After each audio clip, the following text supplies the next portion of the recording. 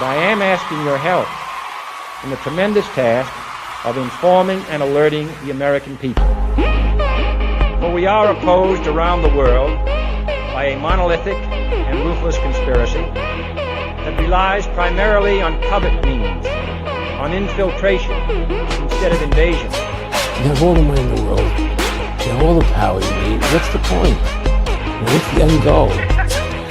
He said the end goal is to get everybody chipped, to control the whole society. Ultraviolet body in the garden, the tower's falling, love in the summertime. Ooh, yeah, yeah. And I'm unified,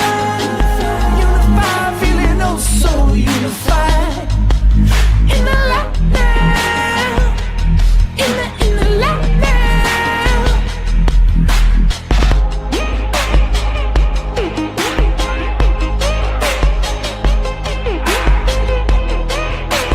I know he's your friend, but I don't care. Every day it's a gift. That's why we call it the blessing.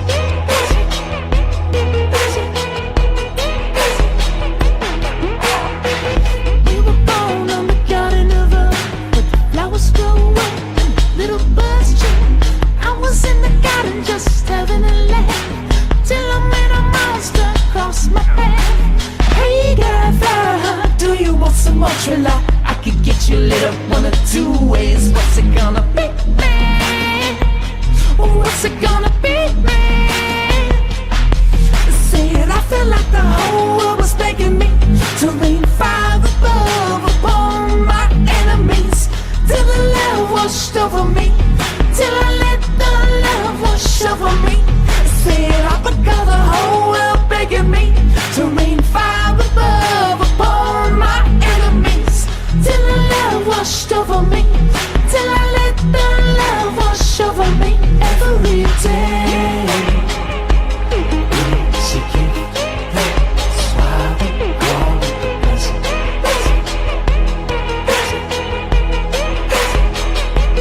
Every day it's a gift, that's why we call it the blessing. Britney Spears, can we be saved?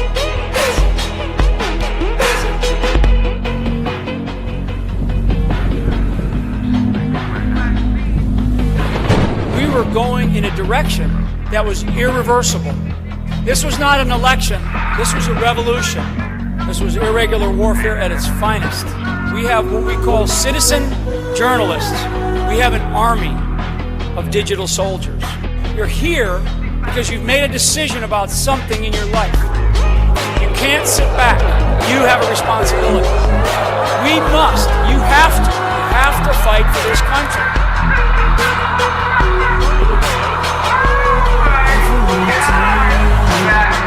He's gonna be biblical.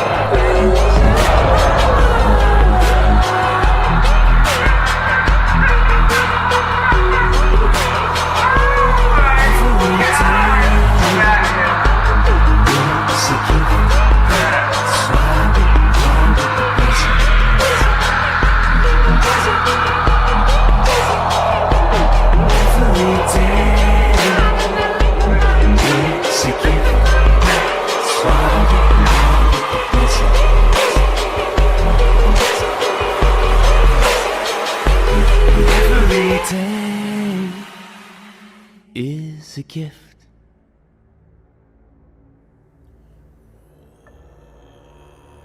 Greetings and welcome back to Gnosis for our second episode.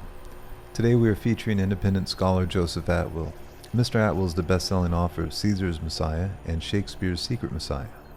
The topic of today's program is exposing British Freemasonry as the source for the advent of modern Zionism, as well as the mystical order of the Theosophical Society, whose founders laid the groundwork for what became the Nazi movement, responsible for the reintroduction and co-option of the swastika symbol, one that was used in the creation of the occult-obsessed Nazi Party. Joe provides an incredible dissertation on the subject, exposing the hidden hand of United Grand Lodge of England British Freemasonry, revealing the chief architects of World War II, a war which claimed the lives of 70 to 85 million men, women, and children, and culminated in the creation of the Zionist State of Israel, the United Nations, NATO, and nuclear weapons. Setting the stage for the space race and undermining of the United States' liberty by creating the military-industrial complex, which would go on to create a seemingly never-ending war economy. Later in the episode, I explain my perspective on why the Bolsheviks chose to use the swastika and why it is considered the most important symbol in Freemasonry, as well as how this connects to geological catastrophism, false flag attacks, and the Great Year Cycle. If you believe in independent media and enjoy this episode, please consider becoming a monthly subscriber, making a purchase in our online store, sharing this content with your friends and family, or leaving us a comment online. We are heavily shadow banned, and the only way we can continue to bring you this information is with your continued support. I hope you find this material educational. It took at least 100 plus hours to put it all together, and there's a lot of material here you won't find anywhere else. I'm reporting truthfully on a topic that is likely to lead to even more censorship and economic hardship. If you appreciate knowing the truth and understanding the nature of our collective adversaries, then please consider supporting this ongoing research and reporting. Gnosis is not for the faint of heart nor weak of stomach. We put the AK back in your chakra points. Godspeed and party on, truth seekers.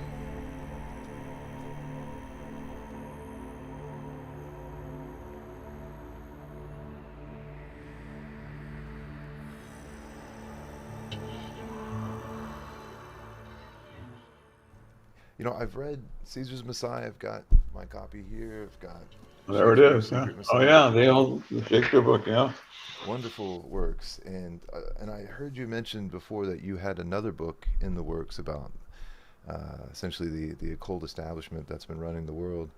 And would you like to update us on the progress of that? Sure.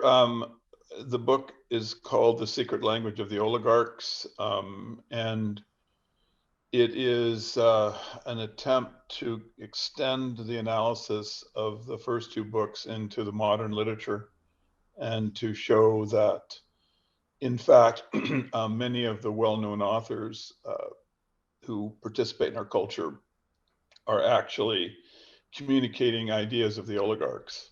And it focuses on Brave New World, Huxley's book.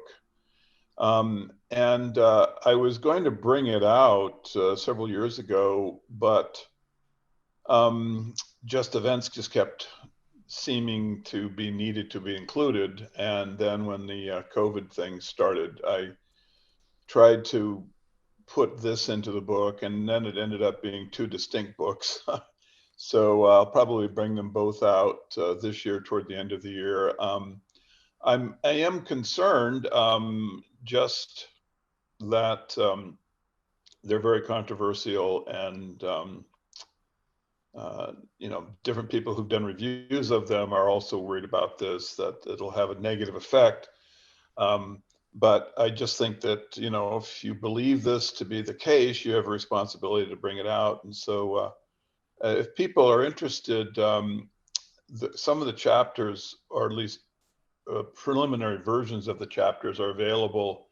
If you just Google my name and The Tempest, you'll see the analysis I did of the Shakespearean play The Tempest, which is really the beginning of the book, because this is where the expression Brave New World comes from. So I do an analysis of the play showing its occulted meaning, and you can easily see where the rest of the book goes by reading this version of the chapter, which is online. It's not hidden behind a paywall. And then I also did a review, several reviews of Catcher in the Rye, which are also online.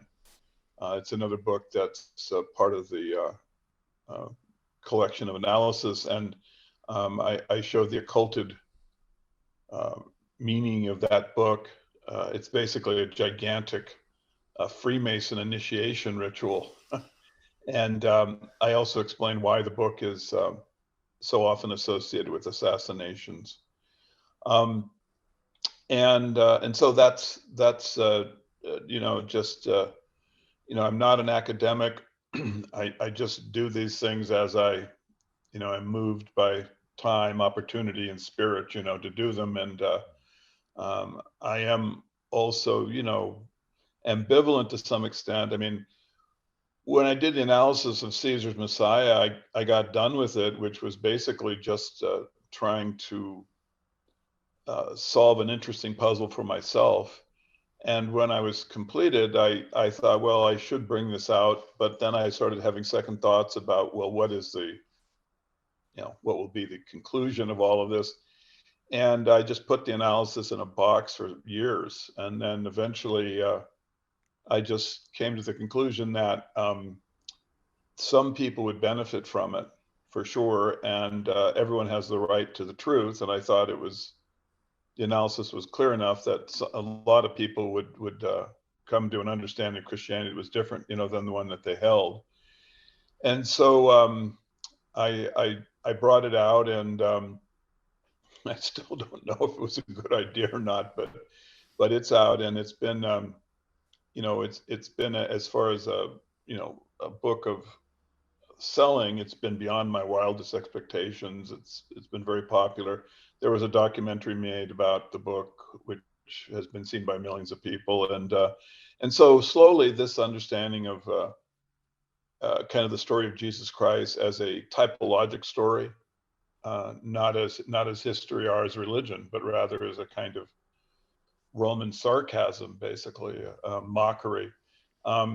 It's getting out there, and I mean, obviously, many people are contesting the analysis, but I think over time, it's sort of swallowing all of the critics because the analysis is just so simple and it's so obvious. Oh yeah, you did an incredible job. I'm still blown away by the precision of the alignments between Joseph's recalling of Titus's battle campaign and the ministry of Jesus. It's 1-to-1. It's inerring, and I've yet to see any biblical scholar authentically deal with the evidence. So. I mean, I think there's a lot of Christian scholars that attack it because they want to maintain their faith, and then one thing I've noticed is that academics who publish, who had other Jesus theories, they can never accept it because we seem to be condemned to, if we write something, you have to defend it forever. It's much harder to have an open mind once you've actually been in print. So, like an interesting trajectory was Dr. Robert Price. He was the one who first brought out the expression of parallel mania against me way back in like 2002 or something like that, when the first books came out of Caesar's Messiah. And then over time, he's warmed to the theory, and now he strongly supports it. So how about that? It's an example of an academic who's actually open-minded enough to change their position. And Dr. Price is he's very widely published. He's published many books. So it was hard for him, I'm sure, to make the transition. But I mean, the funny thing about Caesar Messiah is that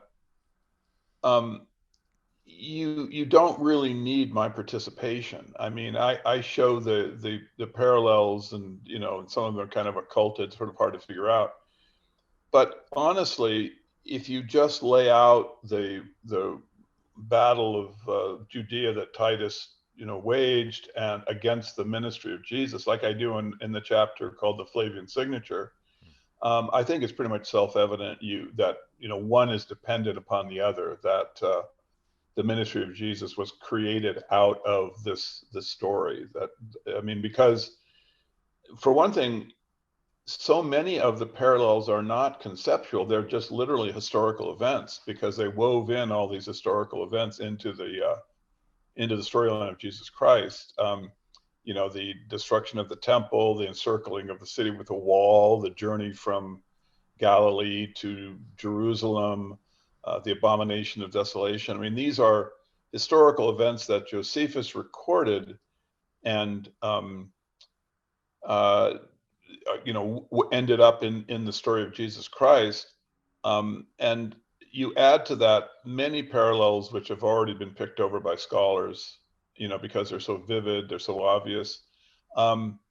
and that collection of just what other scholars have noticed and the historical events, the thing which my insight had that had weight here was simply that they're occurring in the same sequence. I mean, that was a brand new idea. It had never been seen. Somehow it had been overlooked. And it's just baffling why it had been overlooked, because sequence is a structural aspect of typology. You know, it makes typologic linkage easier to understand.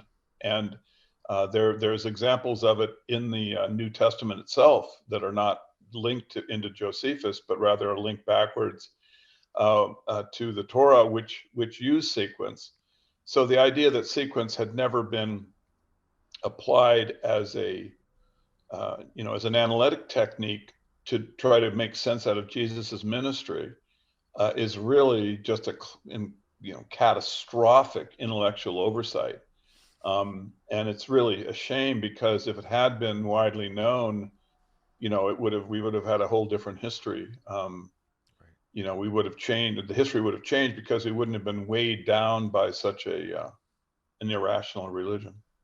Wow, that's something to really consider, how different our place in reality would be if people understood that this is just the oligarchs mind controlling the masses and really enslaving you to cognitive dissonance with all this trickery and deceit, not to mention the genocides that were enabled by it. Yep.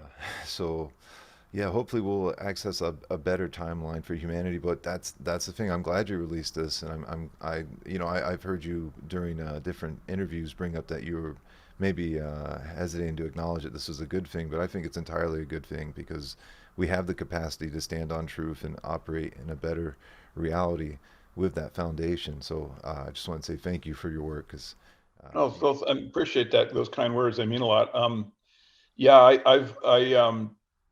was somewhat nervous about sort of how it would affect my personal kind of situation. There was some concerns about that, and there have been some episodes, whatnot. But overall, it's been very positive, and I am, just on a personal level, glad I brought it out. I certainly think it's useful culturally, and of course, more than ever now. I mean, I'm a tremendous critic of the government response to this coronavirus situation. It really strikes me as being a step toward just a technologic dictatorship. I think the public really needs to have a powerful democratic response to this, and to try to change directions. I mean, we have been so bamboozled, so made frightened. Yes. It's very much like a religious structure for us, and it leads to the same place. It leads to a kind of feudal system, a slave system. Yes. Just this last week, looking at the videos coming out of Shanghai, it's just been heartbreaking, to see people trapped in their houses.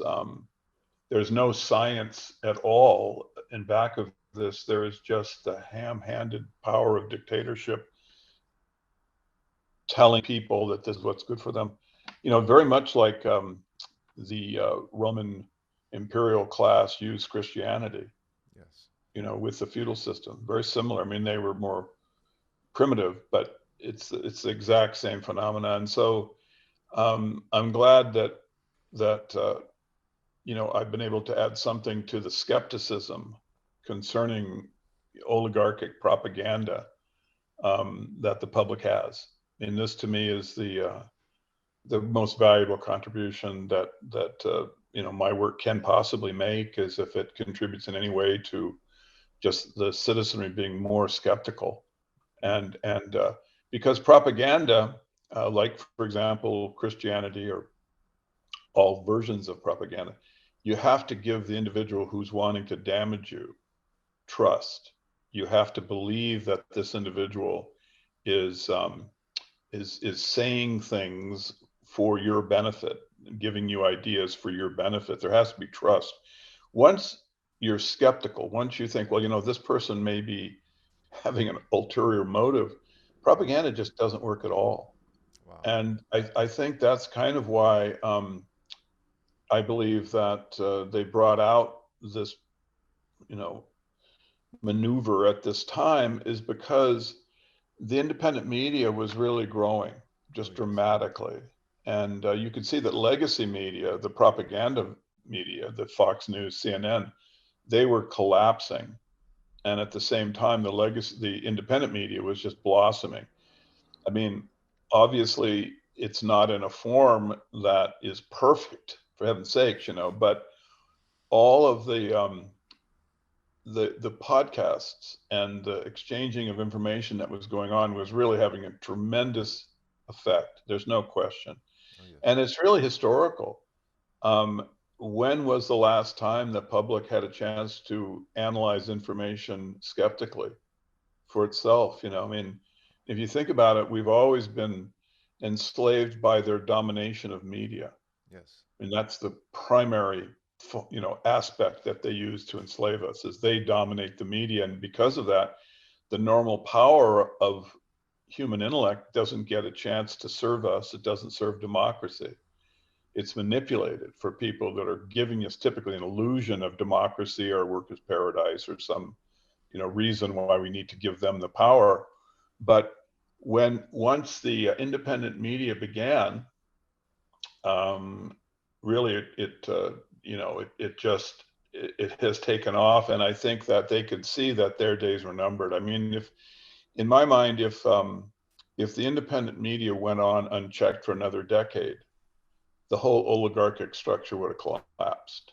Wow. I honestly believe that it was falling apart that quickly. And so this is really kind of they have been preparing for this for hundreds of years, but I think the timetable was rushed. I think it's pretty ham-handed. I think that the vaccine it strikes me that, as I've studied it, that it's really simply too lethal and too obvious a malevolent agent, that it isn't going to really spawn a response to it as such. In other words, I can easily see a new culture emerging, an entire new culture, human culture emerging, that has as its basis sort of the skepticism of the independent media, fusing with the anger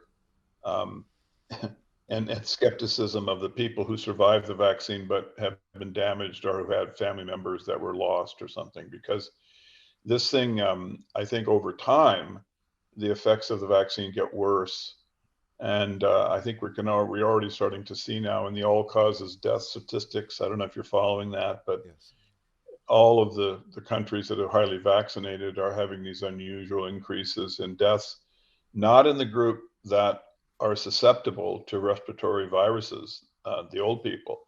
These deaths are occurring in the young people. There's been a very profound mix shift, which can't be explained by the lockdown or by the coronavirus. It is directly related to the vaccine. And they're trying to hide it, but the propaganda with which they can hide it is becoming less and less effective. So, this is why, you're to be praised really for your work, because if the vaccine, if they'd had this technology like 70 years ago, no one would have been able to resist it. They would have had 100% people who have signed up, like with polio. I mean, everyone took it. Yeah. But now, because of people like yourself, there have been, there is just an element of skepticism that didn't exist.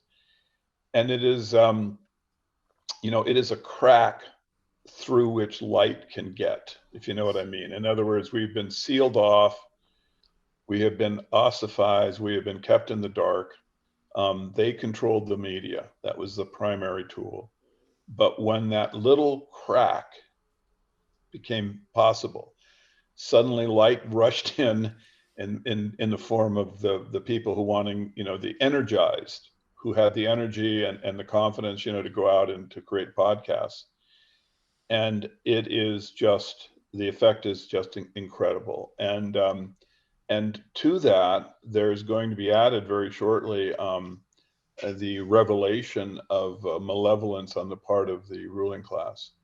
I mean, it's just going to be out there. They're going to try to camouflage the damage that their vaccine is doing, and the irrationality of the lockdowns. They'll try to camouflage this in various ways, but I think it's the horse is out of the barn. I think that I call it at diminishing returns. I think the more they try to use propaganda at this point to obfuscate their evil, the more people they drive from the darkness into the light. I think it's having just the completely opposite effect, because there's so many people now on the cusp.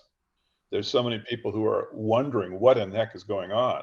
Yes. And so when they use propaganda, there is as many people who will look at it and analyze it as to what is really in back of this, as to just be mind controlled and move back into the sheep pen, so to speak. So I would just like to congratulate you and to wish you energy and power, going forward. It's just critical, absolutely critical that that we use the internet as just as intensely and as actively as we can over the next year, 2 years. These are absolutely critical times. And so we really want to, if you look at how quickly legacy media is collapsing. CNN, Fox News, they're just literally going to zero.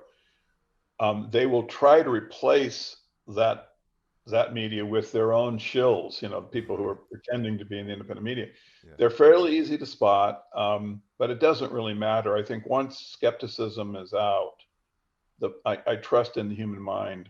I do believe that we are cursed with reason, and if we are open to it, it will take us into the light, and we'll start having an absolutely brand new culture, a new world culture, because we have been attacked as a human race, and all of the ethnicities will have something in common once we, or most of the ethnicities, once we start moving against the oligarchs, once we start realizing they have to be replaced politically. Yes.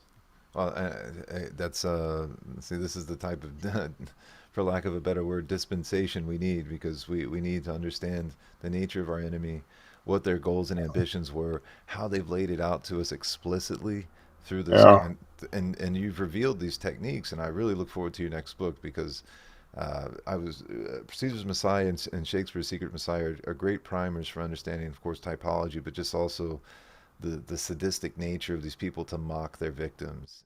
And I'll send you a copy. I'll have one available. I'll send it to you online for you to do a review of it, not for release, but I'll send you a copy so you can check it out. Yeah, it's if I do say so myself, it's the two books are pretty they're good reads. And there's a lot in them. But as I said, you can, and I hope people do this, just go to Google my name and The Tempest, and I think you'll get a complete understanding of what the expression "Brave New World" is actually referring to, and what the symbolic foundation, of the play is. And then if you look from that to Catcher in the Rye, it'll be perfectly clear. I also suggest that people read the analysis I did of, which is also in the book, though not as a full chapter, but of I Am the Walrus. I Am the Walrus, because again, with the seemingly nonsensical Beatles song, this is an example of the secret language of the oligarchs, and it is not particularly difficult to decode once you bring the skepticism, sort of an understanding of who we're dealing with, to trying to understand where these lyrics are coming from and what they mean. And the only thing I wanted, it's in the book, and it's not in the online version of Catcher in the Rye analysis, is I realized that the title of the book is very much a part of the cryptic sort of symbolism. The Catcher in the Rye is the individual who takes a scythe through the field. In other words, it's the Grim Reaper. And this hasn't really been noticed before, and that's really, it gives a very much of a clarification as to the Burns's poem, how it relates to the symbolism of the book, and also to the final scene where Holden Caulfield has the experience with the children on horses. And I think everyone can understand that a lot simpler, once that aspect of symbolism is decoded. So that's what I would point out, is that it's a Freemason initiation, which is really a celebration of the apocalypse. Wow. Yes, and speaking of Freemasonry, you've made some bold claims, which I look forward to investing more time in understanding. But you had mentioned Lord Palmerston, who belonged to the Quattro Coronati Lodge, and his connection to the advent of Theosophy via Madame Blavatsky, the creation of Zionism, and ultimately... Yeah, that's just critical analysis. Palmerston was a Grand Master Freemason. He didn't belong to the Quattro Coronati. That lodge was developed 50 years or so later on, but it's a central, it's very much a centerpiece of sort of our modern struggle. And I did an analysis of Blavatsky. People have an understanding of the Nazi Party as being Germanic, coming from the German people. It was a response perhaps to the struggles that they felt after the Versailles Treaty was applied to them, something like that. There are different explanations, but actually it was developed completely out of British Freemasonry. And I actually have this in the work, but I also have done a podcast, episode 45 of Powers and Principalities, where I lay out these ideas, where I show that, Blavatsky, I don't know, how long a diversion, you want to go into this, but because it takes a while to go through, there's so much stuff, but Blavatsky claims to be a mystic, right? She, like a OTO, this kind of mystical, she wrote these books, which are, on their surface absurd, they're these just kind of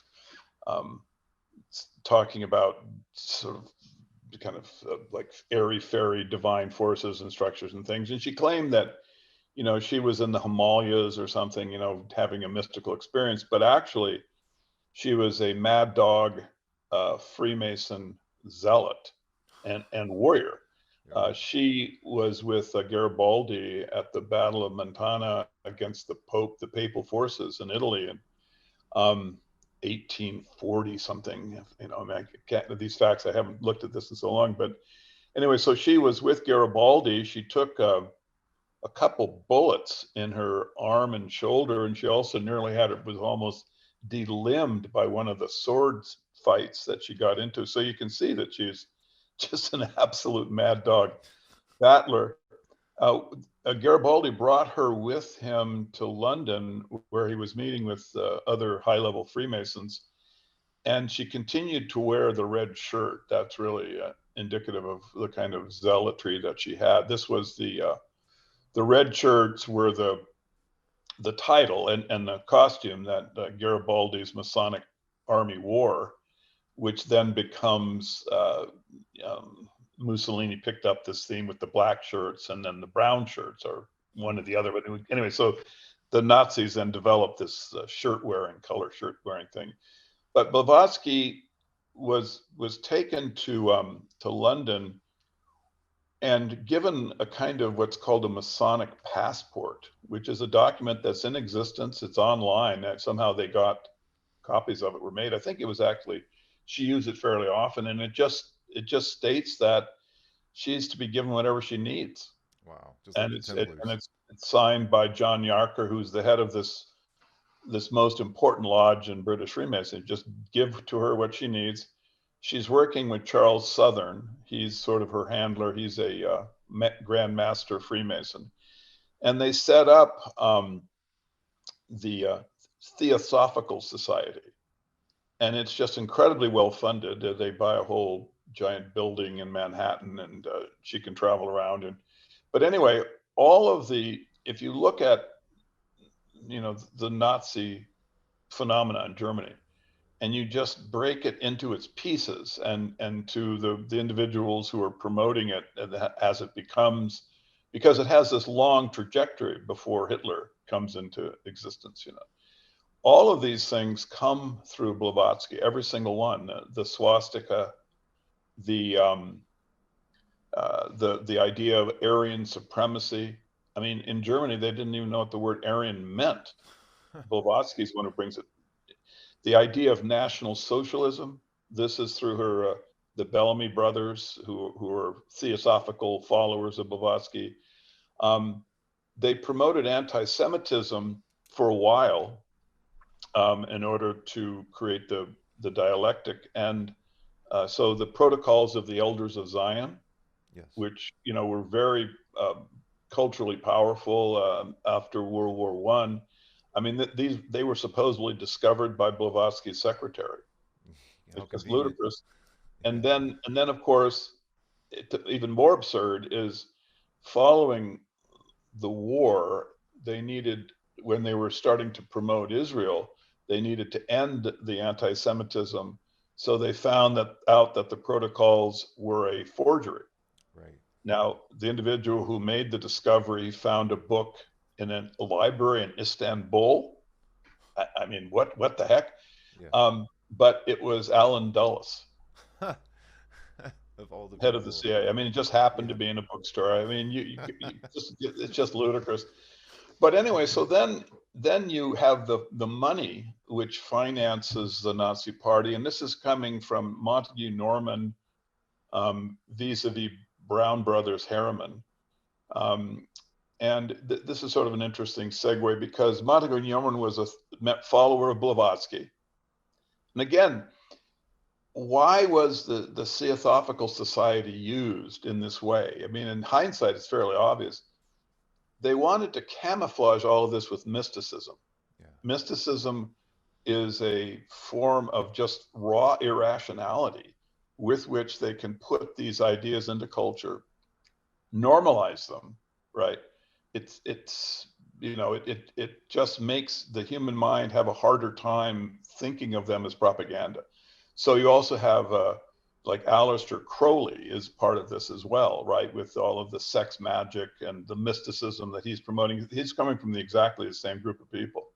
And it's and for the same purpose. It's just to lay this mysticism as a way to break down Christian society. I mean, that's honestly what the mysticism is for. It's just a transition point between the ordinary historical Christian society and this kind of state they want to take the culture to, which is easier to control. And it's really that. There's nothing more complicated about it than that. But anyway, so then Montague Norman, he organizes Brown Brothers Harriman. Brown Brothers was his family's investment bank that they owned. He was the head of the Bank of England at the time. And he merged it. They wanted to move money toward Hitler, but he wanted it to be harder to understand and trace. And so you created Brown Brothers Harriman. And this is where you get all these ideas about Prescott Bush and the Bush family being Nazis, because Harriman Brothers was completely staffed with Skull and Bones members. Skull and Bones being the Yale Secret Society, which is a part of Freemasonry. And all of these individuals were then taken into Harriman Brothers, who then becomes part of Brown Brothers Harrimans, which then arranged with Schott, this Freemason German banker, to fund the Nazi Party, to develop the German economy, to create the war machine with which the nation committed suicide, apparently, later on. But all of this is coming, again, under the auspice of the Theosophical Society and Blavatsky. And now it's time to produce Hitler. Blavatsky has talked about a world leader, a kind of messianic character. She has a term for it. Hitler is seen as this by these groups which are coming from Blavatsky. I mean, you have Sabbatendorf and Dietrich Eckhart, and these are members of this Theosophical Society, which are bringing National Socialism, which has come into Germany through the Bellamy brothers, who are followers of Blavatsky in the 1890s. They bring it in. And so now you get all of these kind of quasi racial, mystical, but also very kind of structured militaristic culture things that are, if you look at kind of the stuff that's being talked about by the precursors to the Nazi Party, they are all just in this weird combination of mysticism, National Socialism, which is racially identified, and they're what they're trying to do is in my opinion, they're trying to organize Central Europe for a racial slaughter. They're just bringing them all in there, all of the Aryan individuals, and then giving them an insane leader to set them up for being exterminated. I mean, I know this is hard to swallow, but if you look at how specifically the Theosophical Society was related to all of these disparate events, to the swastika, the National Socialism, the flag salute, the money, and then all the individuals, and then finally you end up with Eckhart, who is really Hitler's handler. I mean, you can easily call him that. He bought him the trench coat, supposedly. He showed him how to talk, how to address crowds. He helps him with all of this. And when he dies on his deathbed, he says, don't cry for me because I'm the one that really taught Hitler. Hitler's dancing to my tune. I'm the one who showed him. I brought Blavatsky to him. The Secret Doctrine, this book, which is the kind of the precursor of the mysticism of the Nazi Party. And so, then you have this situation wherein Hitler, wages total war, completely irrational idea, total war, and talks about how, if we can't win, we deserve to die as a race.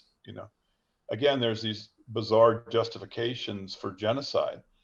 And of course, he's opposed to Churchill, who's exactly the same philosophy: total war, kill them all, firebomb all the cities, bring the citizens into the cities where we can get at them better with the fire bombs. So Europe is being exterminated, right? Both by you have Hitler on one side, and on the other you have Churchill.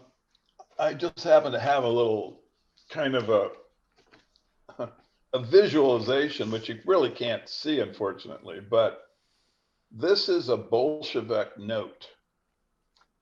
I'm not sure what year, but it would have been, like 1930 or something, but it's fairly early. And you can't really see it, but maybe you can actually. It has a swastika that's hidden in the middle, in the center of it. Can you see it? Yeah, it's hard to see. Not quite, but yeah, you can. Anyway, it's there. I'd love to get a picture of that or a scan, or if you tell me where I can find it, I can. Well, you can go online, and they're not that rare, but it has the right-angled swastika, and these notes were issued before the Nazi Party. This note was issued in 1917. Wow. That's 1917, and the swastika is right here, right there. It's right in the center, and it's actually kind of obscured. It's hard to see. They've made it so you have to kind of fiddle with the thing to get the light right, but it is there. The swastika was the premier symbol of what's called operational Freemasonry. Like Rudyard Kipling and the Duke of Kent had it as their kind of personal icons. So it's sort of a brand of this Nazi Party as being under the control of Freemasonry. I mean, that would be my take.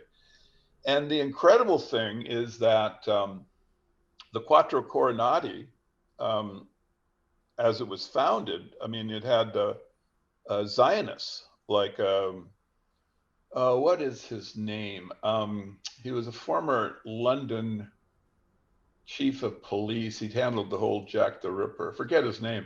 But anyway, I mean, Palmerston really began what becomes modern Zionism. I mean, a lot of people think that it's comes out of the rabbinical tradition or something, and I'm sure there was Zionism inside of the world of the rabbis, but there was also what's called Reform Judaism, which was much more popular, and it was actually taking the religion in a different direction completely. But Freemasonry had this idea of a kind of a Zionist and racially separate nation. And so in 1840, Palmerston, who was the premier of England, or Shaftesbury, his father-in-law, one of the two, they started making this position that now is the time for the Jews to return to their homeland. Right. And this was an amazing,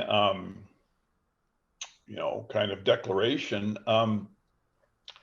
I was completely aware of this. I found out about this through Anthony Chaikin. He was one of the LaRouche scholars, and he's just an absolutely brilliant researcher. He and Jeffrey Steinberg, I believe his name is, they're two Jewish scholars who worked for LaRouche, and they had uncovered all of this. And that's how I actually came through their work. Tony Chaikin had done lectures on Palmerston and saying, look, I mean, this is where Zionism come from. This is the Zionism that actually produces the nation. It isn't an abstract religious position. I mean, this is the political force, historical force that creates the state of Israel. And so around 1840, 1850, they started the process. And what they did was, Charles Warren is the name of the individual who was the Freemason and that I was referring to, who was one of the founders of the Quattro Coronati. And what they did was they, through Freemasonry, through the funding of Freemasonry and the British royal family, they set up all this money and they started doing surveys of the Holy Land. And these were the surveys that were then ultimately used to establish the state of Israel with. They kind of got a understanding, because they didn't even know where it was really. I mean, they kind of knew where Jerusalem was, but the idea of like how they could set up a nation. So they did all of these archaeologic surveys. They bought the Suez Canal, and then they brought in British soldiers into Syria. And so in other words, they sort of began to have sort of more Masonic control of the region.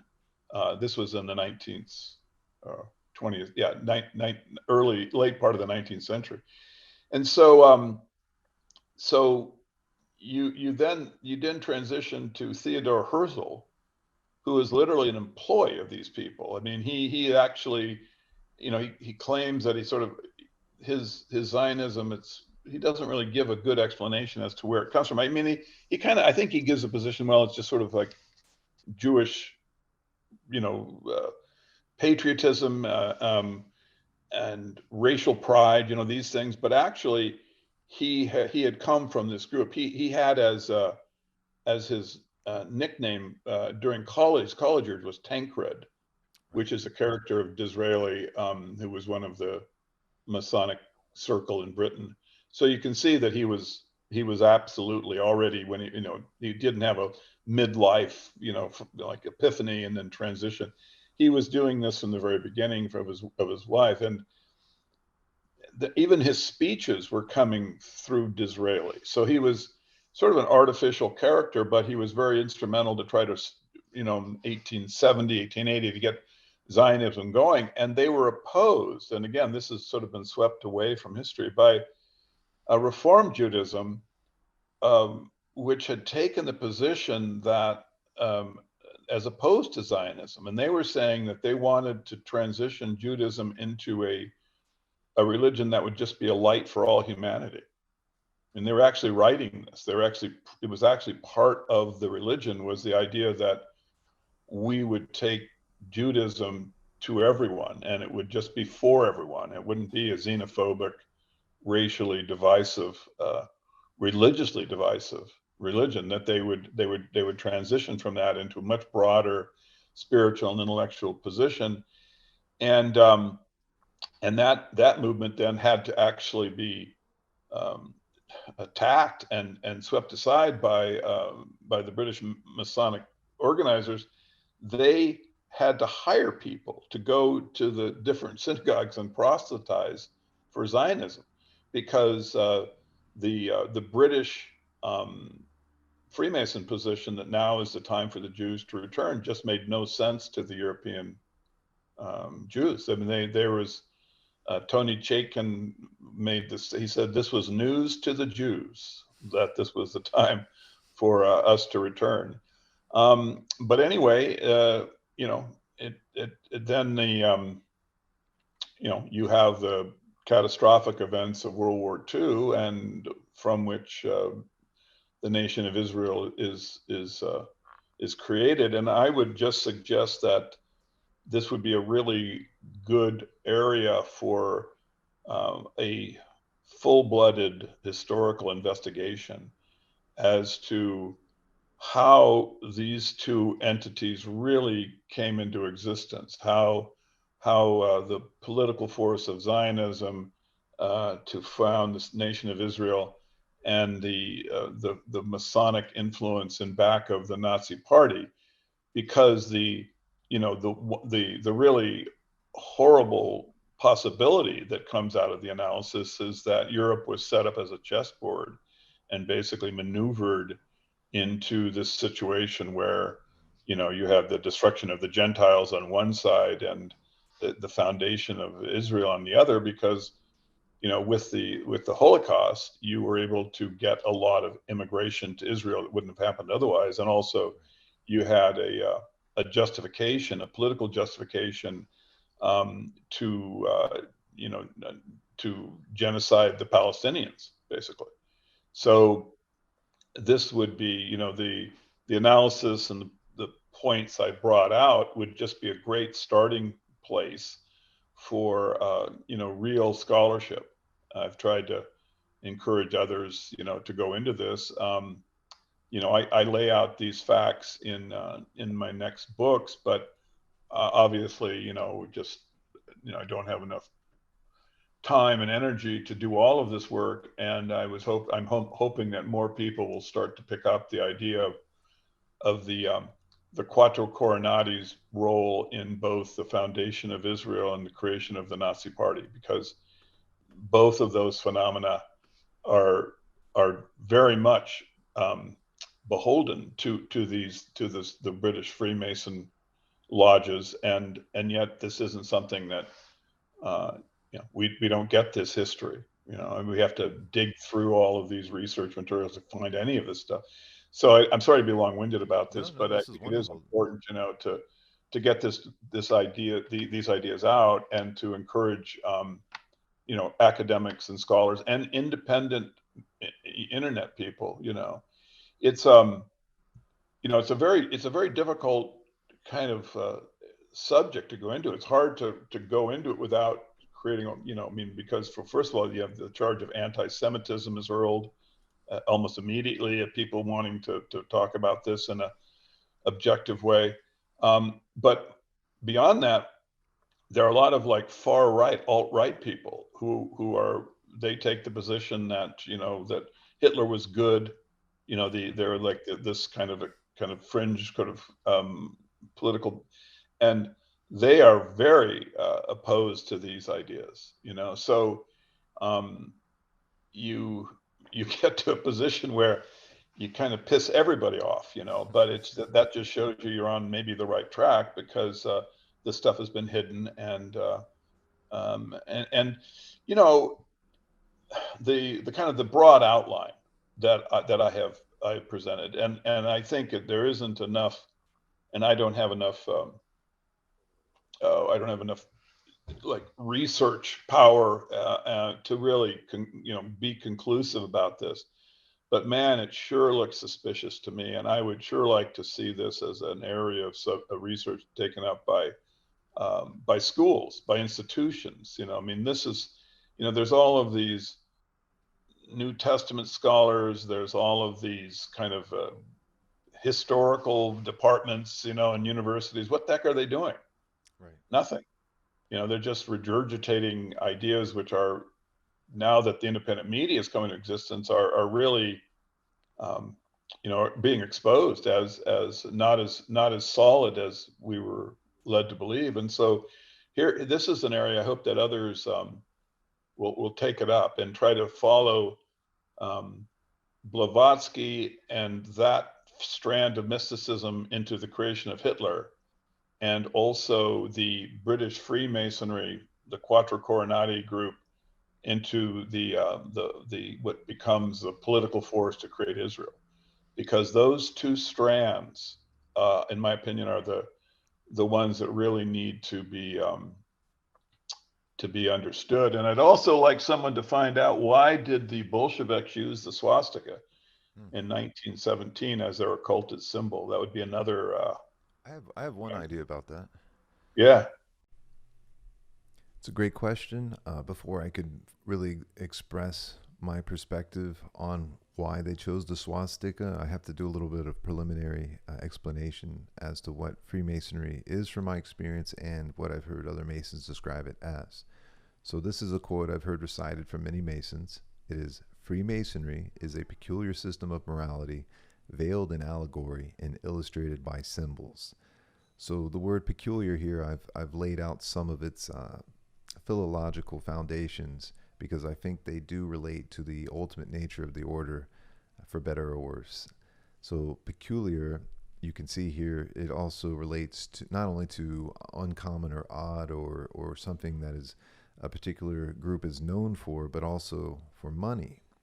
And when you look at the connection between the Knights Templar and central banking, the central bankers have, for the most part, taken over the world and conspired using secret societies as a means to, as Joe has shown, finance groups like the Theosophists, who can socially engineer culture to their ends. And they feel that they are exempt from karma because they lay it out symbolically to us. And this is how they treat their fellow Masons also. If you're a Mason who's an entered apprentice or a fellow craft or a master Mason, you are a portico Mason. You're only in the lower tier. And because of this, you're being deliberately misled. And Albert Pike's quote attests to that. He states, "The blue degrees are but the outer court or portico of the temple.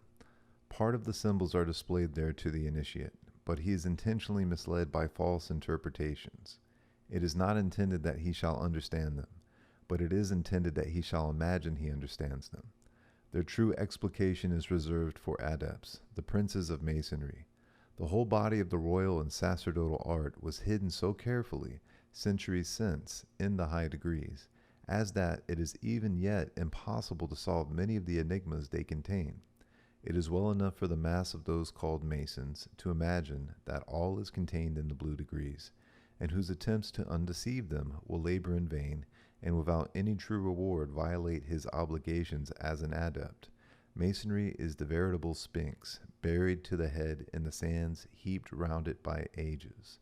Albert Pike, 33rd degree, Sovereign Grand Commander of the Supreme Council, Scottish Rite, Southern Jurisdiction, USA. All right, next we've got the image of the Master of the Second Veil, which, for those listening at home, you have a gentleman with his feet splayed, shoving his right hand, into his jacket, obscuring it. So it's the hidden hand he's performing. And this is part of the Royal Arch Masonic degrees. Then you've got Vladimir Lenin, Joseph Stalin, and Karl Marx all performing this gesture, showing their level of initiation as Royal Arch Freemasons.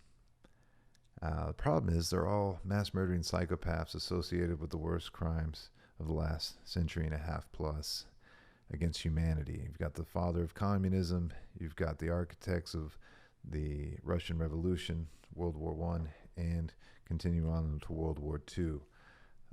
Probably hundreds of millions of deaths collectively can be attributed to these Freemasons. Now, I don't know of any Freemasonic order has ever denounced or disowned them or explained this. Maybe I'm lacking critical information. If you're a Mason or someone who has that knowledge, send it forward. I'd be happy to publish it. I'm just trying to get to the truth here. That's why I call it Gnosis, because I want people to discover the true nature of our reality together through open inquiry and dialogue and discourse and debate if it's called for. For those listening at home, if you really want to understand this on a deeper level, you need to see the slides. but I'm going to do my best to try to illustrate what they are verbally. Okay, so next slide, we've got William Blake's depiction of the great architect of the universe, or the demiurge. He's setting his compass upon the great deep. And this is the cosmology of Freemasonry, where the great architect creates reality by spinning it into existence. And it makes sense on so many levels, because from the submicroscopic to the supergalactic, everything rotates around everything else. Everything's whirling. And when you think of Yahweh as a storm god, perhaps that's another interpretation. As it goes with symbolism, it's open, and it continues to accrete different explanations for all of these symbols, and they may all very well be true on some level, but it also allows for occulting meaning.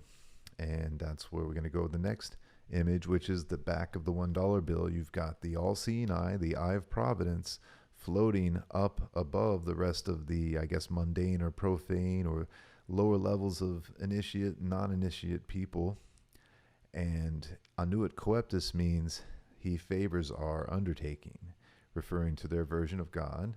And then novus ordo seclorum, meaning new order of the ages.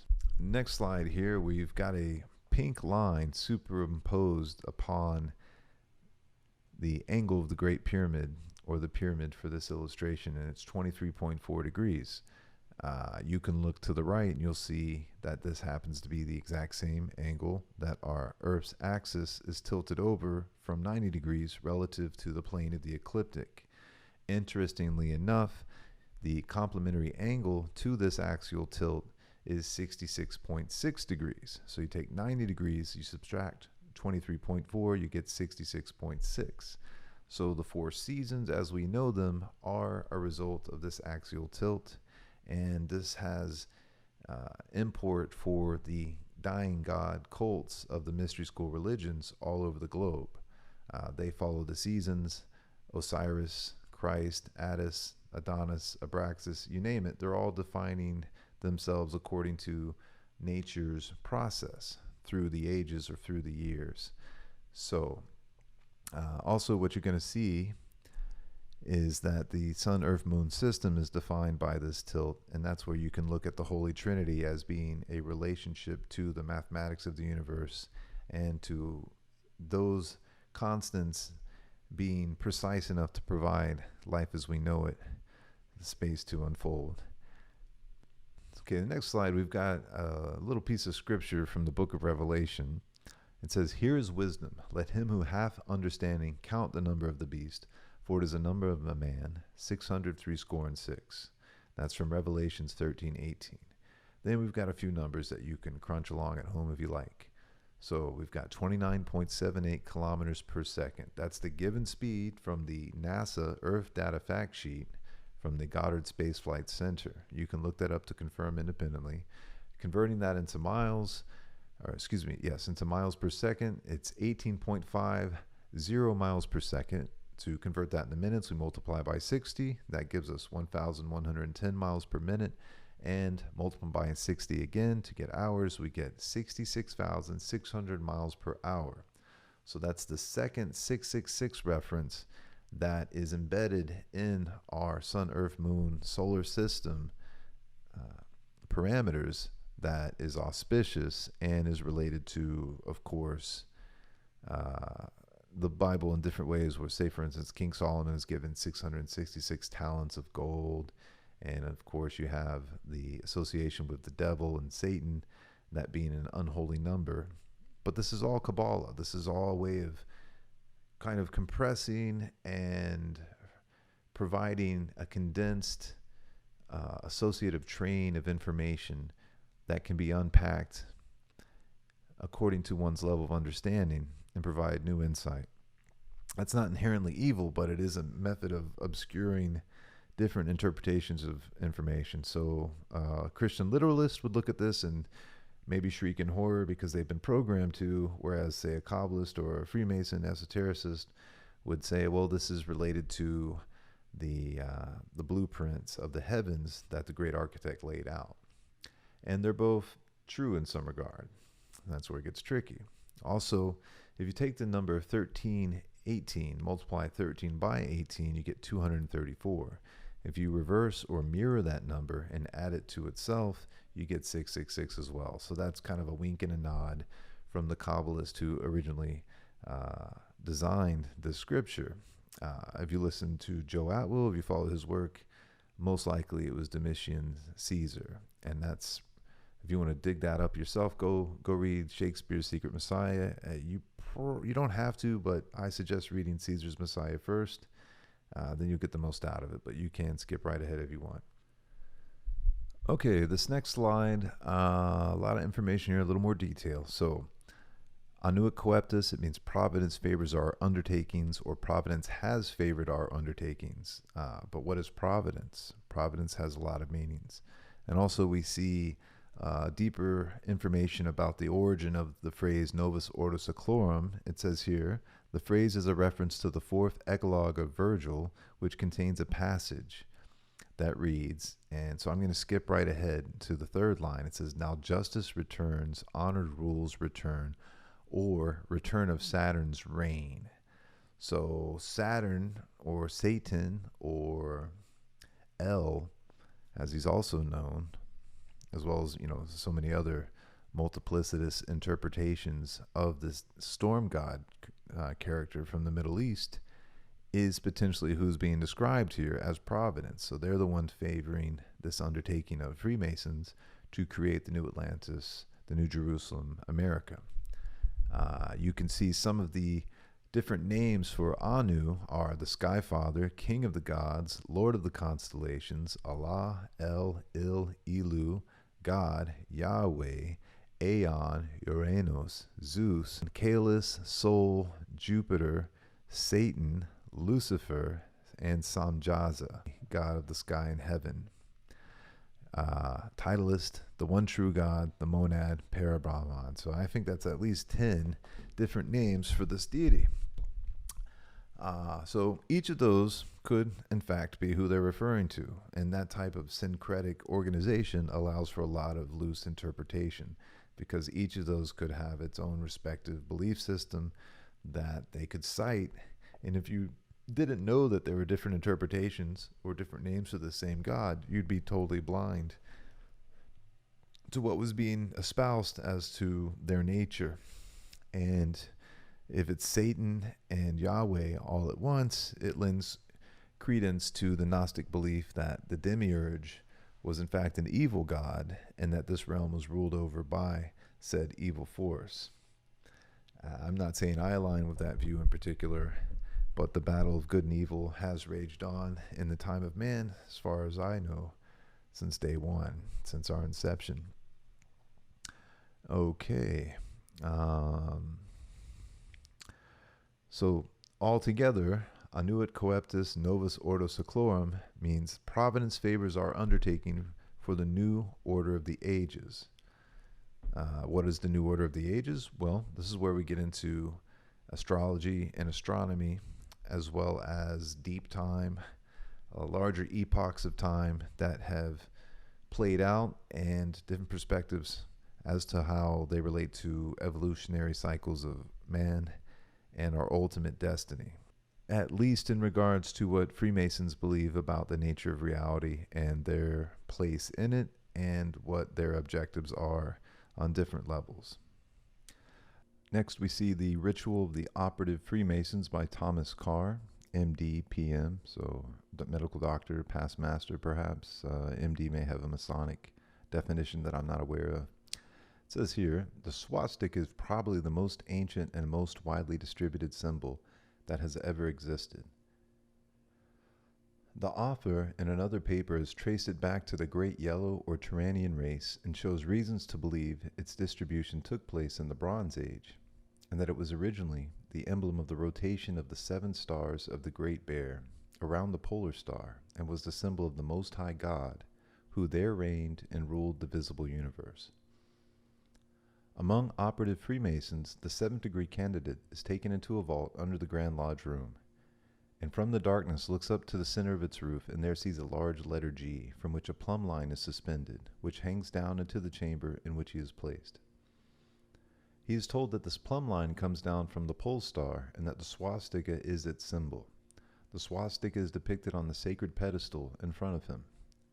When an operative lodge is opened in the 7th degree, each of the Grand Masters puts his square together with the square in the volume of the sacred law in such a way as to form a swastika, which is a much venerated symbol among all operative Freemasons, and is held to represent El Shaddai, or the Most High himself. These secrets of the Masters have been described by me in another paper, and they still further support the opinion I have endeavored to maintain in these articles.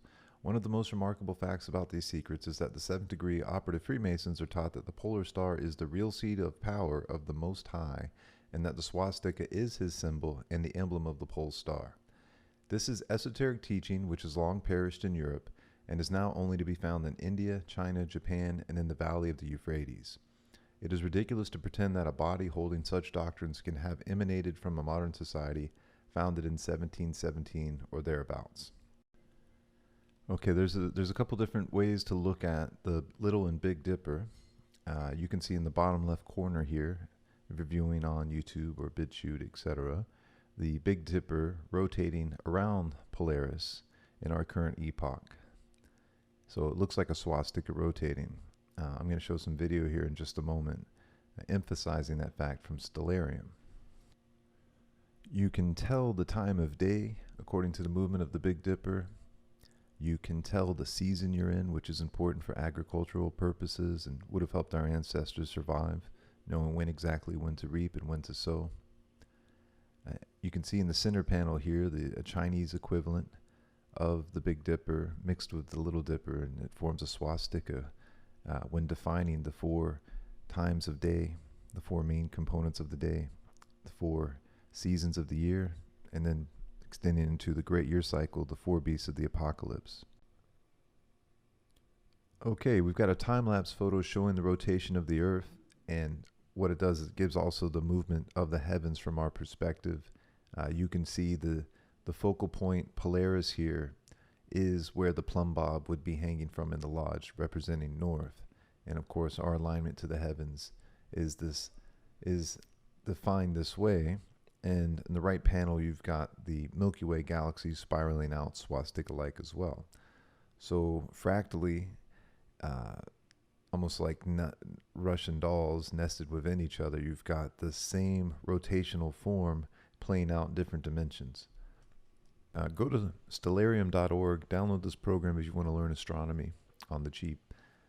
Notice Polaris, notice Ursa Minor whirling about it. Here's the chariot wheel rotation. This is the pivot of heaven animated.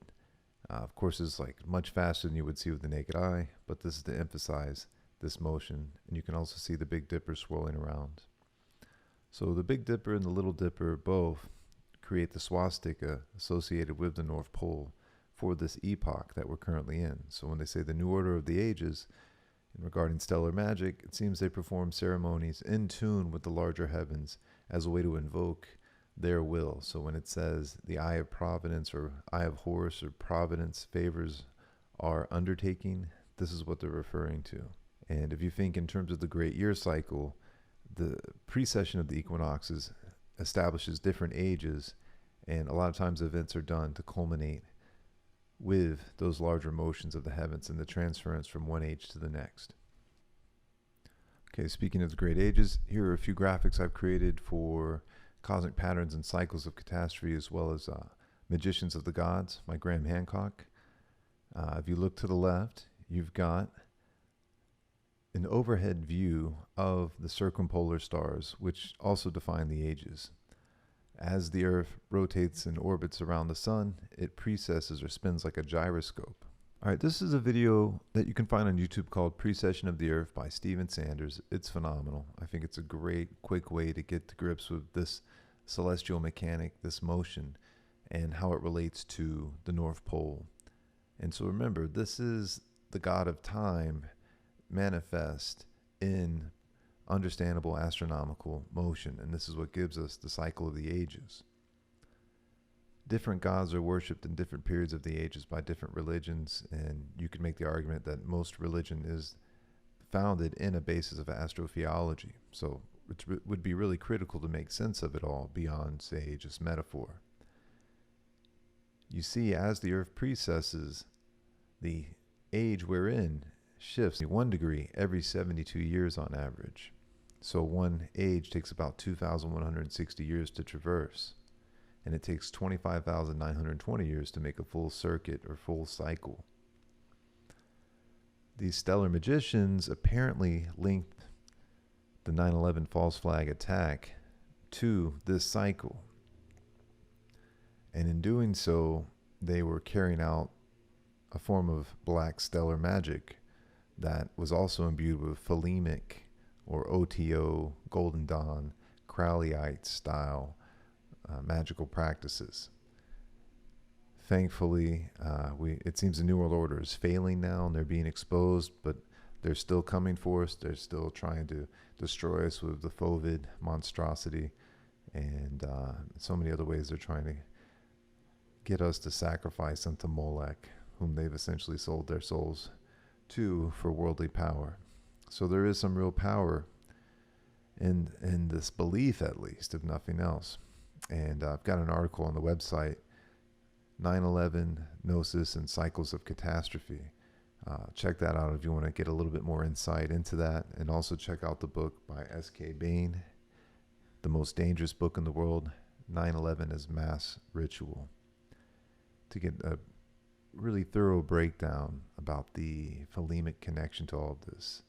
And if you look at the Podesta emails, you see Hillary Clinton and others using the terminology Phalema, looking for Phalema favors, and of course they're associated with sex trafficking, which is the abusive black magic of the Skull and Bone Society and other negative mystery school religions. So I don't see Freemasonry as being exempt from that. I don't know, I'm not an expert in black magic, but I'm just here looking for the truth, so I thought I'd share that. All right, back to the previous graphic. Just to meditate on this, get familiar with the motion, recognize the pattern of the heavens, how it relates to sacred geometry, how it relates to Freemasonic practices. The lodge is seen as a microcosm of the universe, the solar system, the earth. It appears that there's really not much difference between initiation into witchcraft and into Freemasonry. You were met by the high priest or high priestess at that time, usually with a sword to your chest. When I went to enter the lodge, a sharp object was put to my left breast, and I was warned that should I reveal any of the secrets of Freemasonry, to know what to expect. When you're presented before the high priest, a sword is held against your chest, and you actually take a blood oath, promising to remain faithful to the secrets of witchcraft. Well, when you are in the room, this blindfold is taken away from you, and this is a time when they say that you're coming from darkness into light. During the initiation ceremony, the initiate is led by the lieutenant of the high priest and is challenged at the edge of the circle by someone saying, "Who goes there?" And the answer is, "One from the world of darkness." In Masonry, the prayers are ended with "So mote it be." Oh, and one of the other aspects of, or distinctives of the craft was that we would always end any spell or ritual where we released the power, this is where the power was released, with the word "So mote it be." I was intrigued to discover that witchcraft and Freemasonry had so much in common. However, in white witchcraft, followers dismiss the biblical concept of Lucifer. Freemasonry goes so far as to actually call Lucifer God. In the words of Sovereign Pontiff of Universal Freemasonry, Albert Pike, yes, Lucifer is God, and unfortunately, Adonai, the Hebrew God of the Bible, is also God, and the true and pure philosophical religion is the belief in Lucifer, the equal of Adonai, but Lucifer, God of light and God of good, is struggling for humanity against Adonai, the God of darkness and evil. Listen to the words of 33rd degree Mason Manly P. Hall. When the Mason learns that the key to the warrior on the block is the proper application of the dynamo living power, he has learned the mystery of his craft. The seething energies of Lucifer are in his hands, and before he may step onward and upward, he must prove his ability to properly apply this energy. Of the literally millions of Masons worldwide, how many of them are actually aware of the true meaning of the Masonic symbols? The answer is very few. Since most Masons never go past the 3rd degree of the Blue Lodge, the rank of Master Mason, the vast majority of them never discover what they're involved in. And they never will discover what Freemasonry is all about, unless they venture into the higher levels of the Scottish Rite or the York Rite. In fact, they're not just ignorant, they're deliberately misled by their superiors in the lodge. In the words of Masonry's own authority, Albert Pike, the blue degrees are but the outer court or portico of the temple. Part of the symbols are displayed there to the initiate, but he is intentionally misled by false interpretations. It is not intended that he shall understand them, but it is intended that he shall imagine that he understands them. All right, there you go. So the connection between witchcraft and the craft of Freemasonry is laid bare in regards to their initiatory rituals and what you can expect if you violate these sworn oaths. And there are multiple examples of those oaths being taken very seriously and people involved being murdered, especially when it comes to the OTO and Golden Dawn and offshoots of Freemasonry linked to Aleister Crowley, which is linked to British Secret Intelligence, MI6, MI5, and so forth. So be careful out there. Everything that glitters ain't gold. Now, this next slide, you are going to get another perspective on the swastika symbolism as it relates to comets. And comets are nature's thunderbolt, or the Vajra, the destructive emblem of the gods in Tibetan and Hindu metaphysics. So here you can see in the bottom left corner, this is from the 2nd century Han Dynasty. It's an astrology manuscript, ink on silk. And in the far left, you see a very obvious swastika. And then you see different examples of how the swastika can manifest as viewed by humans, witnessing them in the heavens. And they can be portentous of feast or famine. They can lead to the celestial agriculture being beneficent and seeing increased reaping of the harvest, especially as it relates to grapes and wine. It can also be a portent of absolute destruction, the overturning of civilization and revolution. So there's a lot going on with these mystery schools in terms of their symbology and their according of the history of man that's been suppressed or occulted. You can see the Tula Society emblem with sword superimposed by the swastika on top of it. So it's different ways of viewing the comet. And in the upper right, you've got someone did an artistic rendition of what a comet might look like. That's actually the Pan-STARRS comet, and then they've added the swirl. So imagine that spinning overhead, maybe for a year plus, and even visible in the daylight. It's when you think of the cloud of smoke being visible in the heavens that the Israelites were supposed to be following. This is another potential symbolic representation of scripture that could be de-occulted. All right, so just different ways to look at this phenomenon. And of course, comets and asteroids are nature's warheads. Look what happened to the dinosaurs 65 million years ago. They were absolutely razed from the pages of history in the Yucatan Peninsula. And there's the only thing really preventing this from happening again is our capacity to predict and map those objects in space, as well as maybe not pissing off the Creator God by allowing things like, massive child sacrifice to extract adrenochrome, which we are literally seeing. And for those with the eyes to see and the ears to hear, don't let someone else dismiss these as half-baked conspiracies. Do your own research. I'd be happy to point out resources, especially if they happen to be a Mason. They're compromised. They can't speak freely on these issues. And if it doesn't pad their bottom line, chances are they've already dismissed this out of hand, because that's the type of person they are. If it comes to children and people being protected from Satanist and bloodletting rituals that, link to their own secret orders, they just prefer you not even bring it up, and they're going to dismiss you as some type of conspiracy theorist. And it's completely contradictory to who they present themselves to be. These are false idols and prophets who are more interested in profit than telling the truth. And like any narcissist, they're liable to project their own sins onto their victims. So I can't take them seriously, and we all know who we're talking about here. They can continue to send cease and desist orders if that makes them feel powerful or important or special, but there's no legal out for compromising your integrity. All right, so there you have it. There's the nitty-gritty on why they have sworn oaths of secrecy, because when people realize that you're doing black magic, they're going to see you as an enemy and not someone they want to deal with. You will be seen as an outcast. And so the hidden hand, Moses, when he supposedly meets Yahweh on the mountain, Yahweh convinces him to shove his hand inside of his jacket, and he says, look, it's leprous as snow.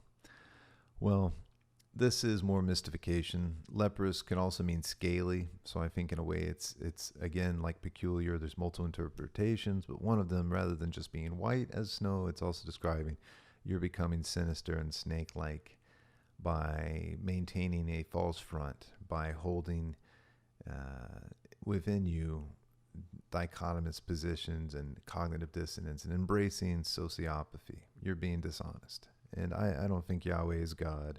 Why does God need babies' foreskins? Why does God need men to castrate themselves symbolically through circumcision? Why would God need any of that? It makes no sense. It's a witch's covenant with some elemental force. And Yahweh is the four elements. So again, it's a pagan system. Yud, He, Vod, He. That's fire, air, earth, and water. And this is a way that they can use the Bible to obscure their true intentions and to keep the people in the lower levels befuddled and hoodwinked. And it's time we grow up as Americans, understand that Kennedy was trying to warn us, and that these people are murderous savages, and that no Mason should be trusted. They should not be allowed to hold political office. I don't care that George Washington was a Mason. What it's morphed into, if it was in fact good at that time, is nothing to be proud of, and we need to fling open the doors. Notice that Masonic temples do not have windows. There's a reason for that, guys. It's black magic, it's witchcraft. They presume that they have the right to do this, and their so-called libertarian values are really just saying, allow me to live as I want without any moral compass, even though they also project that they are moral individuals. It's all a fucking sham, all right? That's some of my perspective. Now, we've got a graphic here that I made based on Randall Carlson's research as a catastrophist geologist, and these are events in the time of man, anatomically modern man in the last 144,000 plus years, that were each so destructive that they would be able to reboot civilization as we know it. And I think there's, let's see, 1, 2, 3, 4, 5, 6, 7, 8, 9, 10, 11, 12, 13 here that coincide with sacred geometrical templates of time that we see in the Great Year Cycle. And if you want to know more about that, watch the film I made, Cosmic Patterns and Cycles of Catastrophe, based on Randall's research. It's all there, and it's on YouTube. If you don't have the money and you want to see the full 4 hours, I'll give you the copy. Don't worry about it. And you can donate if you want, but you don't have to. So anyway, so these are the catastrophes in the time of man, the tempo of global change. Anatomically modern man means that our ancestors had the same cranial capacity. They're likely to be just as intelligent as we are. So what gives? Why were they not as advanced technically? Well, like Sisyphus rolling the boulder up the hill, we've been rebooted time and again, where secret society and other cults lose the plot is that they do not own that moral degeneracy has a consequence in this world and that we will not be allowed to evolve. That's how I view it. I don't think it's just happenstance. It could force us to evolve and get into space, yes, but if we, it's like moving to a new town. If you haven't changed, you're just in a new environment. You haven't become a better person. And allowing secret societies to dominate us, to farm people for organs, Falun Gong, to see Satanism and communism still at the door, as we see here with the infiltration of America by the deep state, which is, the birth, the afterbirth of the CIA, the OSS, and all of these conspiring families that are all linked to black magic. Fritz Springmeier's Illuminati bloodlines, that's real. The Merovingians, absolutely. This whole constructed mythosphere where they control 1/3 of the population plus with the monotheistic religions, and then the rest are kind of left to fend for themselves. We're at an age where we're going to have to develop new means and methods of understanding ourselves and God and our place in the universe beyond recapitulating the old template. And that's a whole nother, that's multiple volumes of podcasts and books that discussing what's gone on there. But here's the chart. It is in the film. You can see this. I've put all this out in the public domain. So for those who want to know, it's there. Okay, this is a graphic I did, an infographic. I took the linear chart and I made it cyclical. I made it circular. So from the inside out, radiating outward, you have great year cycles. And then I've plotted those catastrophic events and labeled it as such. So again, you're going to have to find a monitor to really get to grips with this. But sure enough, the Templar cross, the Maltese cross, the 4 beasts of the apocalypse, they're here. And sure enough, we've got 1, 2, 3, 4, 5, 6, 7, 8, 9, 10 different events coinciding with that. And this is a result of interactions in space. This is probably also the result of God knows what. I mean, it could be that mankind has been fallen for a very long time and that we are still Sisyphus-like pushing that boulder up the hill. We're still like Prometheus strapped to the rock and we're having our liver pecked out by Zeus, Yahweh, and it continues to regenerate. And until Hercules shows up, which is maybe our higher self that's ascended to a higher dimension, we're going to have. So again, if you see the whole film, you'll see the connection to Freemasonry and sacred geometry. And this is hopefully something that we could, with knowledge, with understanding, overcome in time.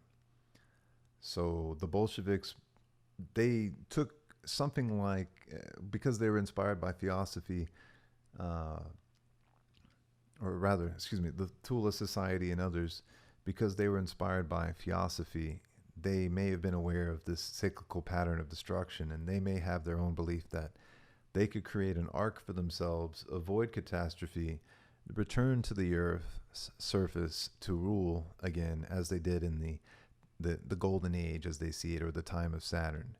And if you look into Saturnalia and how their world is comprised, it makes sense when you read a book like Brave New World from Aldous Huxley that these ancient bloodlines, that's what they really want more than anything. They feel that they were taken away from paradise where they could live like gods and do whatever they wanted to anyone else forever, indefinitely. And humanity has by and by been willing to fight and die to live free, and that's not something that they appreciate very much. And so they've worked out incredible techniques of sophistry and manipulation to get us to kill ourselves and perpetuate patterns of abuse going back to the Old Testament and beyond. So this here you're seeing, these are each events that, the world would be completely destroyed, made anew. And I hope that the works like Joseph Atwill's Secret Language of the Oligarchs help people understand how not to be gaslit and abused by these narcissists and these archons, because they need our consent to go along. The minute you refuse, the minute you abide by principles that are aligned with the golden rule, is the minute they have no power over you. And yes, you may be forced to be a martyr at some point, but it's better to die fighting than to live on your knees as a slave under the yoke of these pretentious, inbred monsters. Yes, they're monsters, truly.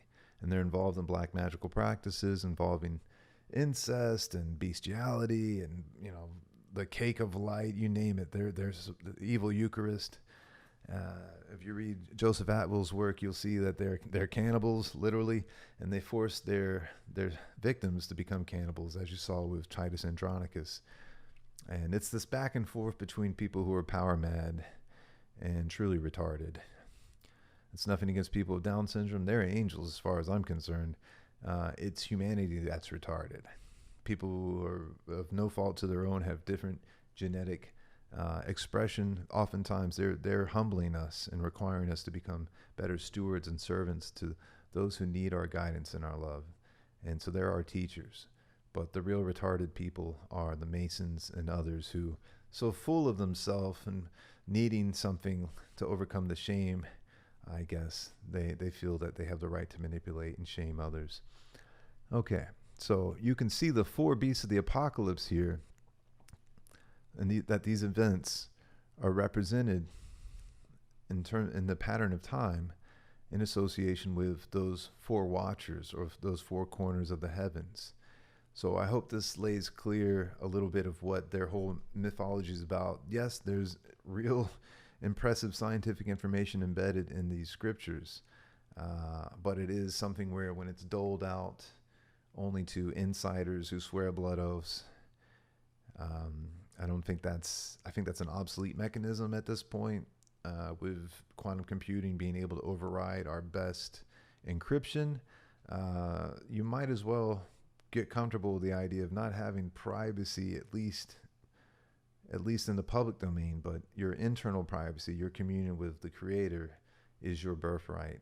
And for those who choose to seek dark power, well, perhaps you should consider that whatever is powerful enough to create this world is also powerful enough to really search your heart and know who you really are, and bend reality to teach you the lessons you need on whatever level. And if you're thinking that you're exempt because you swore oaths to ancient Babylonian trickster gods, well, good luck with that. And that goes for, all the secret society members out there. You're fooling yourselves. You're just mortal. You're not God. You're going to die someday. You might as well come correct before it's too late. Okay, on that note, I'm going to turn it back over to Joe. In the flow of conversation previously, I wasn't able to condense, this is almost 30-40 minutes of material, into my answers, so I realized that I was going to have to take some time out and edit this and slice it in to the conversation later. So this is not the original continuity of the discussion, but I think it does a good job for at least establishing some of what Freemasons believe regarding the swastika and how they, in different levels, convey this information. I don't think most Masons are aware of the catastrophic aspect of it, but it is implied because they do in their symbolism have arcs and comets and this craft legend where they take refuge in the earth as Adonai or Yahweh bombards them. Again, you've heard my perspective. I think it's more of a moral issue. I think if we really were serious about creating a harmonic environment for our fellow man, and creating a universal brotherhood, then secrecy needs to go. Secrecy is a means of manipulating and holding power over others. And this is, you can see the rats scurrying with the release of things like the Podesta emails. You can see them none too happy that their method of control is being exposed, and that their puppets in Hollywood are being exposed for what they are, which is just minions of secret society. So withhold your ability to collapse the waveform from these idols. Don't worship another person. Don't put them on a pedestal. Don't celebrate anyone. Celebrate yourself and God and family. Be your own best person. Find your own way. Because trust me, the people who try to manipulate in this world, they can only do it with your consent. And you don't need to give that to them. Makes a lot of sense. Yeah, I mean, I certainly know, I've been shown material that the swastika is relating to celestial phenomena, and you've done a much clearer explanation than the stuff I was sent, but that they were saying that the swastika is a Masonic representation of celestial events. Yes, that's what it is. And someone sent me a book. It was written in 1890 on operational Freemasonry that has that statement in there, but they don't specify exactly what it's about. They just say that the swastika is our symbol. Interesting, if you think about kind of how the modern oligarchic circle uses symbols, and there is this historical structure, that the everyday people are just suffering from, and we don't really understand, but there are symbols that are visible that kind of give us a clue as to what is actually going on. I mean, you're talking about 911. Well, I relate 911 to Tisha B'Av, which is a Hebrew expression of 911, and now it's reversed. They don't have in Tisha B'Av, it's the month and the date, the month and the days. It is the expression 911, but the reason why I'm reasonably sure that it was the basis for the date is because Tisha B'Av is the date that the Temple of Jerusalem was destroyed. Oh. On two separate occasions. In other words, the temple was destroyed by the Babylonians, I believe, and then again by the Romans. And Titus claimed that the temple was destroyed on this date, the same date that 1,000 years earlier, the first destruction of the temple. So in other words, you've had two temples. They've both been destroyed. And it was on the same day, this Tisha B'Av. Now, that is represented as 911, the ninth day of the 11th month. So people say, well, but wait, Joe, it's not the same thing. Well, you have to remember, if my analysis or suspicion is correct, they're basically linking and mocking to the typology that the Romans used. And so the dating system, which created the second destruction of the temple, is completely artificial. It's typologic. They're just linking it to something in the past, and they're just doing it, with kind of crude numerical symbols that they're linking together. Yes. Well, not necessarily crude, but anyway. So it is in the spirit sort of the Roman typology, that this reversing of it. And so you have the three buildings being destroyed, like the Trinity, the Flavian Trinity, representing. When I, for someone, who's kind of familiar with the Caesar's Messiah analysis, you look at the 911 and you go, wait a second, this seems a lot like a kind of a commemoration, a typologic sort of rebuttal to the destruction of the temple. This is, just a response that's kind of reverses everything. And that would be in keeping with, for example, the reversing of the gospel story that I show in the Shakespearean literature. If you look at Titus Andronicus, how clearly the stories in the Gospels are just being rewoven symbolically into stories in which the Gentile nobility suffered the same fate that the Jewish nobility did, and that is cryptically depicted in the Gospel, where the Hasmonean royal family is being mocked as the disciples of Jesus, and then they are unwittingly eating human flesh at the Last Supper, right? So then when you look at that Titus Andronicus, you can see, wait a second, this is exactly the same. In fact, I'm sometimes asked, that people say, well, how could you have seen, like, did you spend years studying the Shakespearean literature? How did you ever come up with these insights? And it's really kind of funny, because my entire career as a Shakespearean scholar lasted from Thursday till like Sunday. I mean, literally,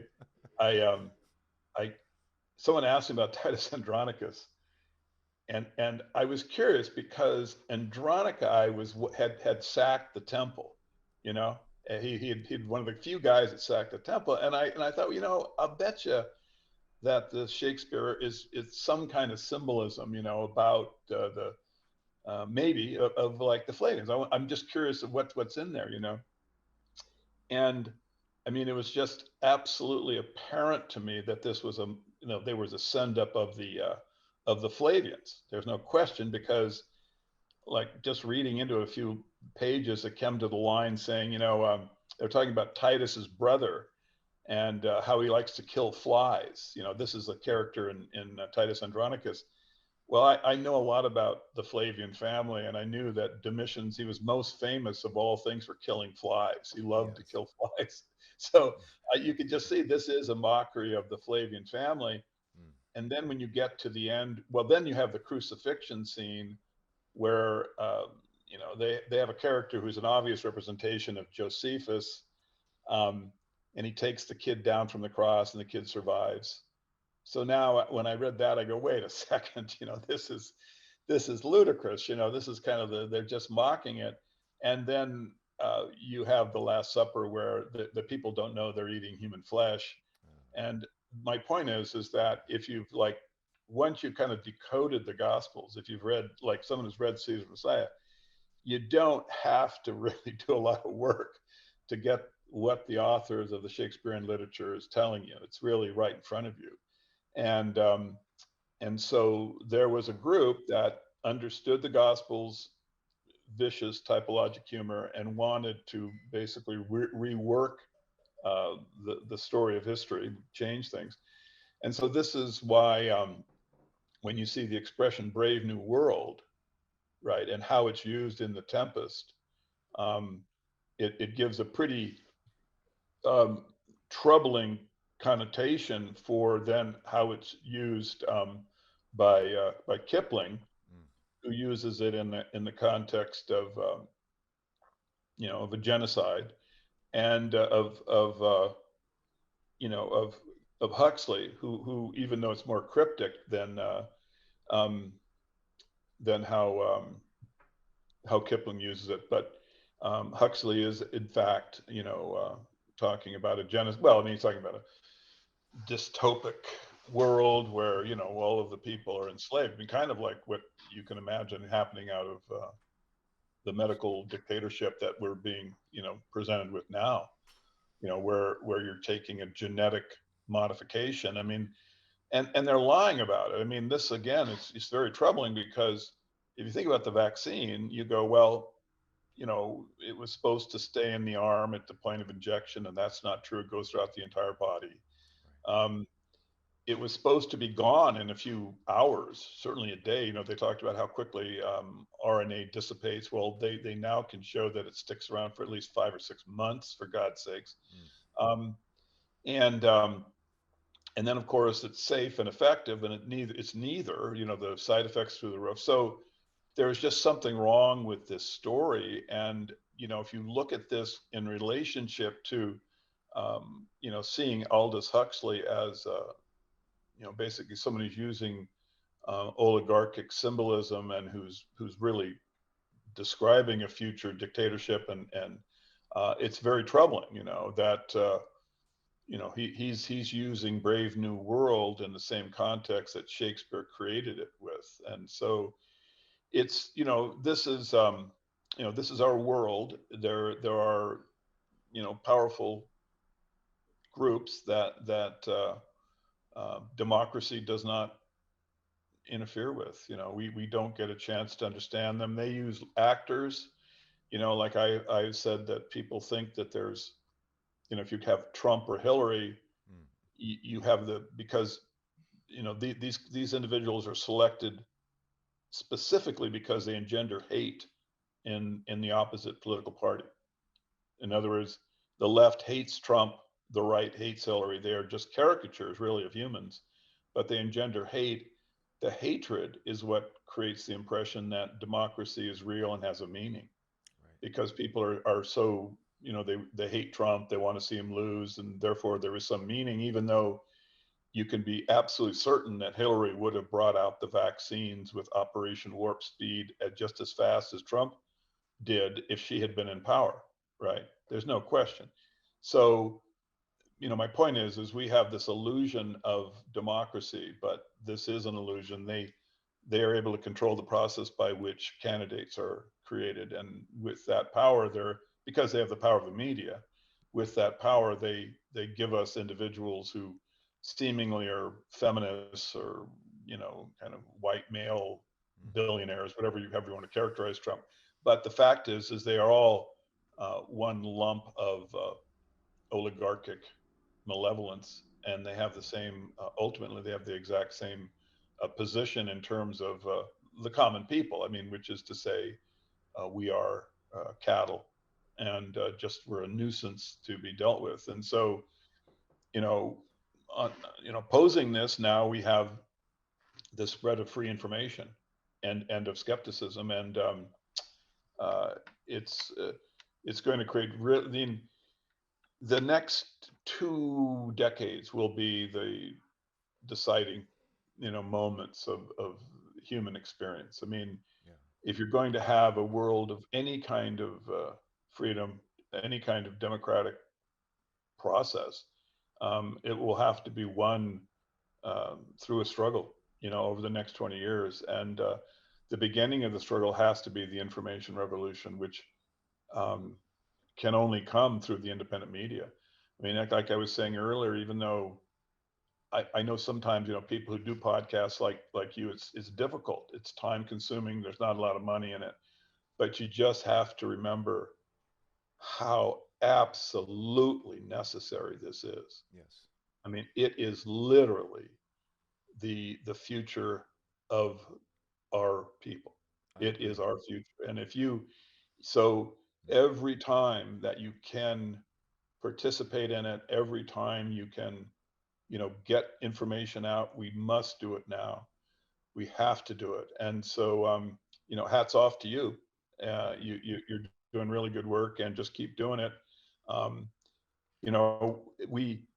They try to hold us to these standards, of, well, gee whiz, this was inaccurate, or that was inaccurate.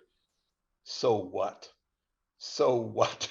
I mean, we have one thing which is really all that we need, and it cannot ever be gainsaid, and that is, we are trying to get to the truth. Yes.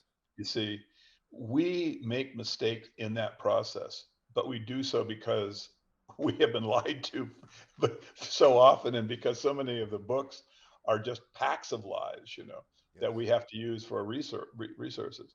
But because we want to get to the truth, and because we really are ultimately democratically spirited, they can't compete with us. All they can do is just intimidate. They can, challenge, like little, picky things. Look, they're putting, a genetically modifying formula into the arms of children. I mean, their moral high ground is the sewer. We don't need to waste any time with them, only to the extent that we need just to clarify, for people, because we get attacked on personal levels or whatever.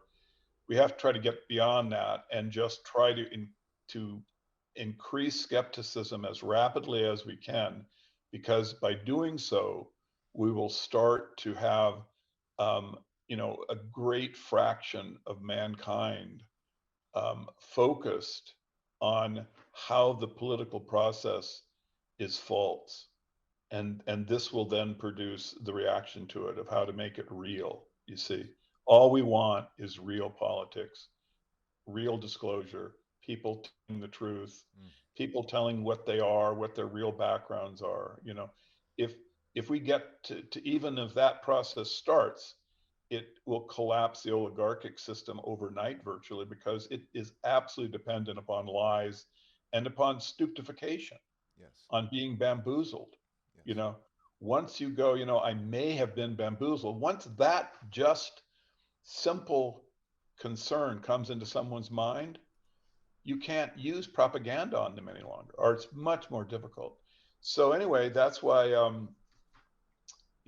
just more power to you. And it's good to see the independent media just having this incredible, kind of power that it's creating now. It's absolutely wonderful. And,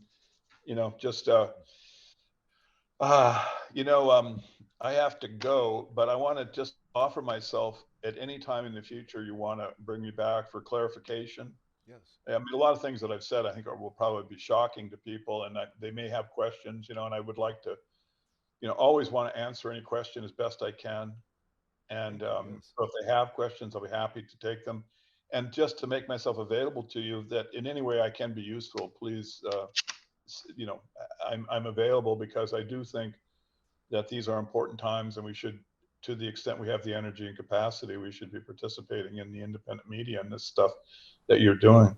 Well, thank you so much. And fortunately, and maybe unfortunately, it's I understand your ambivalence about putting new ideas into the collective, because there are ramifications you can't always anticipate. But if your desire is to seek the truth wholeheartedly, then I think you can't really go wrong, because you're going to be guided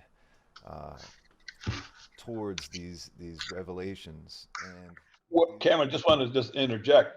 One thing for sure, I am a lot more at peace with bringing out these things, even though I know that I have had a lot of influence on Christians that have created emotional distress. Okay, I know that, I accept it. But I am sure happy to have brought out these foundation pieces of skepticism before, you know, you had COVID, and before, you know, because all of these things are adding up to whatever extent, you know, my work has been part of that. I can now see how important it was. I remember when I brought out, like when I did the analysis, I didn't have any understanding of culture or of history or of our political process. Now I do, and I'm very happy to have done so. And I'm going to, you know, get the, I'll get you a draft fairly shortly of the one book, and even maybe even the second one, and you can see, you know, what my analysis is of our current situation. I really do look forward to that, and I look forward to speaking with you again. I'm going to soak all this in. Yeah, let's do it. Let's do it. I'll be available to you. Like I said, I really want to help any way I can. Thank you so much. This is all right, Cameron. Thank you so much, brother. Joe, you know, really power to you.